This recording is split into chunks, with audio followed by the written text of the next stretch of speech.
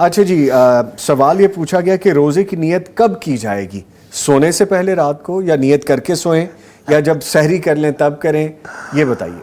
اللہ کے نبی صلی اللہ علیہ فرماتے ہیں صلی اللہ علیہ وسلم، لا صیام لمن لم یبیت الصیام، جی، جو بندہ رات کو نیت نہیں نہ کرتا فرضی روزے کی، اس کا روزہ نہیں ہے۔ یعنی رات کو نیت نہیں کی اور صبح اٹھے اچانک جاگ آئی میں روزہ رکھ لیتا ہوں، تو یہ ایسا روزہ نہیں ہوگا۔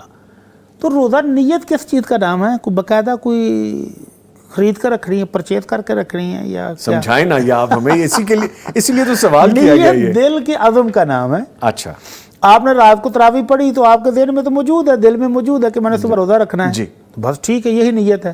رمضان کا چاند دیکھ کر آپ مبارکیں دے رہے ہیں، بھائی جان آپ کو رمضان کا مبارک ہو چاند، اللہ تعالیٰ آپ کی زندگی میں رمضان لے آیا، آپ بھی روزے رکھیں، ہم بھی رکھیں گے، اللہ ہمیں رکھنے کی توفیق دے، تو یہ نیت ہو گئی ہے۔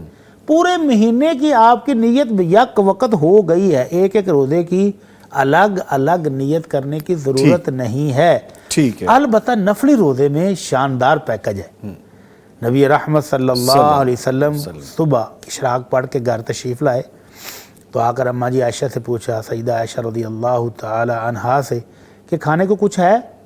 تو عرض کی گئی نہیں اللہ کے نبی، آج تو گھر میں کھانے کو افطار ناشتے کے لیے کچھ بھی نہیں ہے۔ تو آپ نے فرمایا اچھا چلو کوئی بات نہیں، پھر میں روزے کی نیت کر لیتا ہوں۔